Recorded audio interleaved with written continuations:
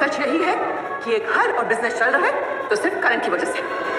मैंने करण को यहाँ इसलिए बुलाया ताकि चीजों को सुलझा सकूं। ये बात आगे और नहीं बढ़ेगी, लेकिन बहुत अच्छा तरीका है मेरा मुंह बंद करने का। मुंह बंद करने का?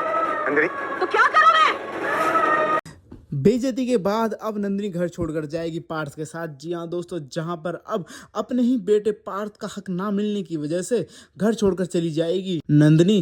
करण के लाख मना करने पे, कई बार मनाने के बाद भी नंदिनी नहीं मानती। उसने अपना फैसला अटल कर लिया है, वो अपने फैसले पे टिकी रहेगी और वो घर छोड़कर जाने को तैयार हो जाती है। मगर ये सब होता कैसे दोस्तों, हम आपको बताते हैं।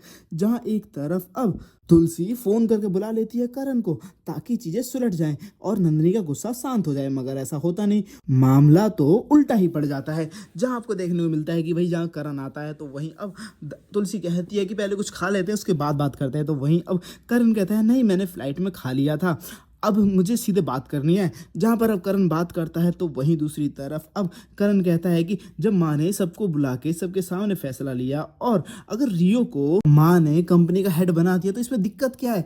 माँ ने दोनों बच्चों को बराबर का टास्क दिया। अब पार्थ ने अच्छा किया, नो डाउट, मगर रियो ने कुछ इनोवेटिव किया जिसकी वजह से हमें आज नहीं बल्कि आने वाले टाइम में भी फायदा मिलेगा। तो वहीं दूसरी तरफ अब भाई जहां बहुत गुस्से में जाती है नंदिनी और कहती है कि पार्थ जब से आया, जब से उसने आते ही वीरानी इंडस्ट्री ज्वाइन कर ली और उसके क्रिएटिविटी के बारे में सबको पता ही है, कितनी मेहनत करके उसने आज तक कंपनी को कहां से कहां ले जाने की कोशिश कर रहा है। इतनी मेहनत के बाद भी रियो अचानक से आता है और उसे हेड बना दिया जाता है। ऐसे कैसे, मेरे बच्चे के साथ नाइंसाफी हो रही है। तो वहीं दूसरी तरफ अब वो ये भी बोलती है कि बुरा मत मानना, पर प्लीज करण ही हर चीज को करता है इस घर में। करण पैसे देता है घर में ताकि जो कर्जा है उसे कम किया जा सके।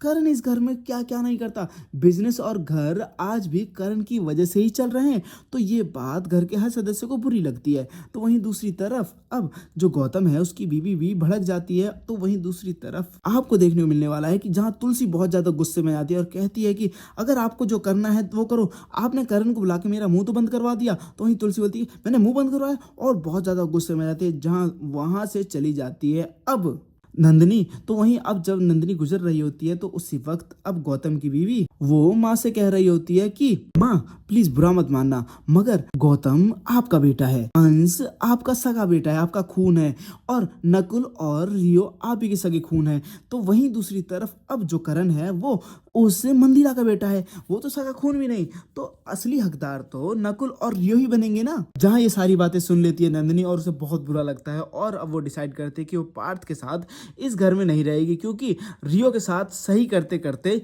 माँ अंश के गिल्ट में पार्थ के साथ गलत कर रही हैं। तो अब ऐसे में नंदिनी डिसाइड करती है कि वो इस घर को छोड़ के चली जाएगी। वेल दोस्तों, अब आपको क्या लगता है, क्या सच में तुलसी पार्थ और नंदिनी के साथ गलत कर रही है? तो हमें ज्यादा तो कमेंट करें। जिसका फायदा सही से रियो उठा रहा है। आप लोग क्या चाहते हैं, क्या रियो का सच सामने आए और रियो का खुशी वाला चैप्टर भी सबके सामने आ जाए? तो हमें ज्यादा कमेंट करें। साथ ही चैनल से लेटेस्ट वीडियो के लिए हमारे चैनल को सब्सक्राइब करना ना भूलें।